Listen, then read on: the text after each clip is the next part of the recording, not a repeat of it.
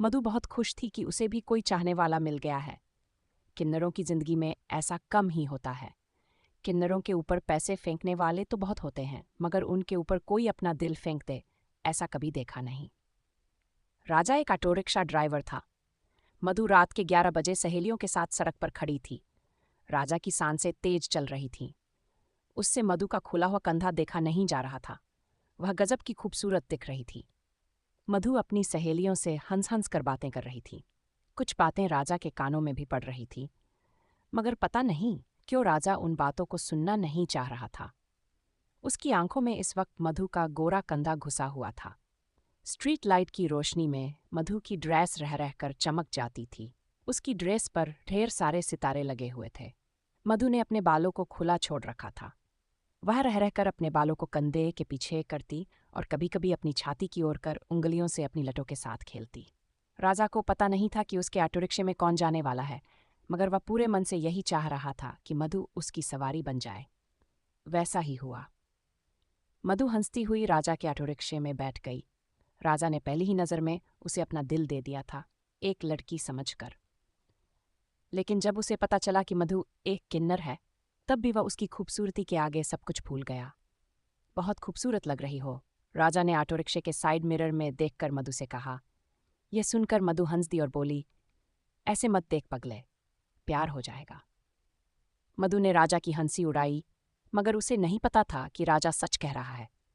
वह तो पहले ही फंस चुका था उसके हुस्न के जाल में। मधु ने देखा कि राजा ने उसकी बात का जवाब नहीं दिया, मगर बीच बीच में वह उसे देख जरूर रहा था। मधु ने महसूस किया कि राजा एक सीधा सादा लड़का है। उसकी नज़र में फूहड़पन नहीं था। वह उसे ऐसे देख रहा था जैसे कोई एक खूबसूरत लड़की को देखता है। मधु ने अपने मन में कुछ सोचा कि तभी होटल आ गया। ऑटो रिक्शे से उतरकर मधु ने ड्राइवर को पैसे दिए। राजा ने देखा भी नहीं कि उसने कितने पैसे दिए। उसने एक हाथ में पैसे पकड़े और मधु को देखता रहा। उसे मधु को कुछ पैसे वापस करने थे। मधु इंतजार कर रही थी, मगर उसने देखा कि राजा उदास लग रहा है। मधु समझ गई। कल 11 बजे वहीं आना जहां से आज मुझे बैठाया है। इतना कहकर मधु मुस्कुराते हुए होटल के अंदर चली गई। ये सुनकर राजा खुश हुआ कि मधु ने उसे कल भी बुलाया है। अगले दिन ठीक 11 बजे राजा उसी नुक्कड़ पर पहुंच गया जहां से मधु उसके ऑटो रिक्शे में बैठी थी। चलो, ये सुनकर राजा चौंक गया। उसने पीछे मुड़कर देखा तो मधु उसके ऑटो रिक्शे में बैठ चुकी थी।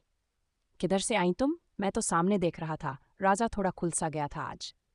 फिर उसने ऑटो रिक्शा स्टार्ट किया और साइड मिरर से उसे देखने लगा। आज मधु ने बैंगनी रंग की ड्रेस पहनी हुई थी, वैसी ही मादक ड्रेस जिसे देखते ही नशा चढ़ जाए। मधु मेकअप करती थी। वह छोटे से आईने में अपने मेकअप को देख रही थी।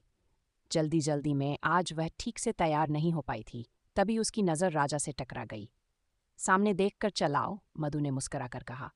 राजा समझ गया कि वह क्या कहना चाह रही थी। तुम जैसी खूबसूरत लड़की साथ बैठी हो तो नज़र भटकेगी ही न, राजा ने भी कह दिया। क्यों मजाक उड़ा रहे हो? मैं लड़की नहीं हूं। मधु के मन में जैसे कुछ चुभ सा गया था। कम भी नहीं हो, कोई भी देखे तो एकदम पगला जाएगा, राजा ने अपनी बात कही। मेरी तरफ से ध्यान हटाओ, मैं तुम्हारे किसी काम की नहीं। मधु ने राजा को आगे बढ़ने से रोका। तुम इतनी खूबसूरत हो कि मैं तुम्हारे लिए जिंदगी भर ऑटो रिक्शा चला सकता हूं, राजा बोला तो मधु हंस दी। राजू ने उसके मन को छू लिया था। अब मधु राजा के ऑटो रिक्शे को ही अपने आने जाने के लिए इस्तेमाल करती थी। राजा को अब कुछ की जगह बहुत सारे पैसे मिलने लगे। बड़ी बड़ी पार्टियों में उसका आना जाना होने लगा। मधु के मना करने के बावजूद राजा नहीं माना और इस बात पर अड़ा रहा कि वह उससे प्यार करता है। उस दिन पता नहीं क्या हुआ, मधु होटल में गई मगर कुछ ही देर में गुस्से से भरी हुई बाहर निकली। राजा का ऑटो रिक्शा उसे वहीं खड़ा मिला। तुम गए नहीं अब तक? मधु ने ऑटो रिक्शे में बैठते हुए गुस्से से कहा। पता नहीं क्यों आज मन नहीं हुआ जाने का, राजा घर ले चलो। आज मधु पहली बार इतनी जल्दी घर जा रही थी।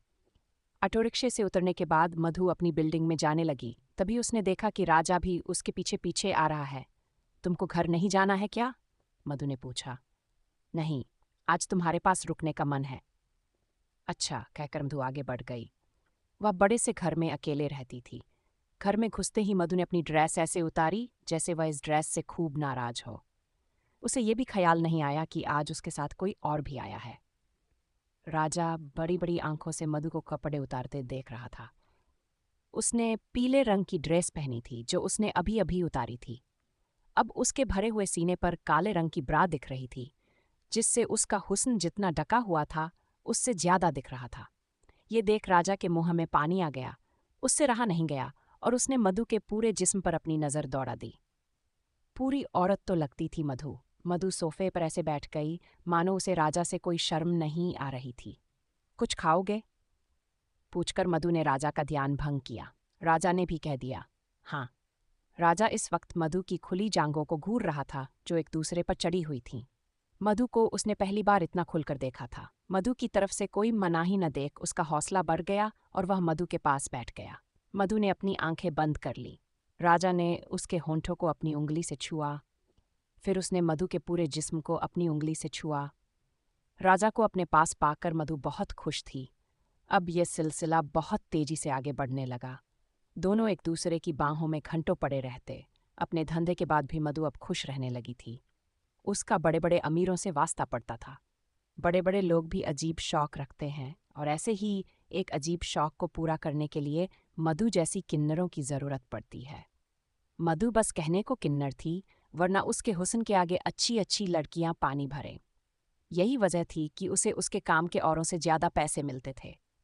इतनी कम उम्र में उसने इतना पैसा कमा लिया था कि उसे पैसे से अब कोई मोह नहीं रह गया था। मगर जब मधु पूरी तरह राजा के प्यार में गिरफ्त हो गई, तब राजा के मन में लालच आ गया। अब वह किसी न किसी काम के बहाने उससे पैसे मांगने लगा था। मधु ने पहले मना नहीं किया, राजा के ऊपर खूब पैसे लुटाए, मगर लालच का पेट इतना बड़ा होता है कि बड़े से बड़ा खजाना भी खाली हो जाए। फिर एक दिन मधु की दौलत भी कम पड़ गई। मधु ने बहुत समझाया, मगर राजा को बात समझ नहीं आई। आखिर में मधु ने साफ साफ कह दिया कि अब वह पैसे नहीं दे सकती। मगर तब तक राजा के मन में शैतान आ चुका था। मधु के पास बहुत पैसा था और राजा उसके सारे भेद जान चुका था। राजा ने पूरी योजना बनाई और एक दिन मधु के पास पहुंचा और कहा कि उसे उसकी बात समझ में आ गई है। मधु बहुत खुश हुई, दोनों में प्यार हुआ। इसके बाद उन्होंने खाना खाया, फिर प्यार हुआ। जब मधु एकदम मस्त हो गई तब राजा ने उसकी हसरत भी पूरी की। राजा ने मधु की पीठ सहलाते हुए उसके बालों को आगे की तरफ सरका दिया, जिससे मधु को अब फर्श के सिवा कुछ नहीं दिख रहा था। मधु के बाल बहुत घने थे। जब भी वह घर में बिना कपड़ों के रहती, अपने बालों को संवारती रहती। उसे आईने में अपने उभारों को देखना अच्छा लगता था। फिर लंबे काले बालों से अपने गोरे गोरे उभारों को ढकती थी। कभी कभी तो राजा के सामने भी वह ऐसा करती थी। क्या करती, प्यार में पड़ गई थी ना। मधु के शरीर में बस एक ही कमी थी कि वह औरत होकर भी औरत नहीं थी। वह राजा को एक औरत का सुख देना चाहती थी। राजा ने मधु को महसूस नहीं होने दिया था कि वह एक किन्नर है। वह उसे एक लड़की की ही नज़र से देखता था। मधु अब उसके सामने पूरी कोशिश करती कि एक लड़की ही दिखे। कपड़े भी उसने शरीफ लड़कियों वाले खरीद लिए थे। जब वह राजा के साथ बाहर निकलती तो सब देखते रह जाते। मधु ने राजा को अपना पति ही मान लिया था और उसे खुश रखने की भरपूर कोशिश करती थी। आज भी मधु बहुत खुश थी कि राजा ने उसकी बात मान ली है। पैसे की उसके पास कमी नहीं थी, वह बस राजा के मन से लालच दूर कर देना चाहती थी। इस वक्त भी मधु और राजा प्यार करने में मस्त थे। अपने घने बालों की वजह से मधु को कुछ दिखाई नहीं दे रहा था। तभी राजा ने जेब से चाकू निकाला और मधु की छाती में एक जोरदार वार किया। मधु चीखती हुई निडाल होकर फर्श पर गिर पड़ी। थोड़ी देर में उसकी मौत हो गई। घर में जितनी भी दौलत थी राजा लेकर फरार हो गया। तो दोस्तों, वीडियो अच्छी लगी हो तो चैनल को सब्सक्राइब ज़रूर करें। मिलते हैं अगली वीडियो में, तब तक के लिए love you and take care.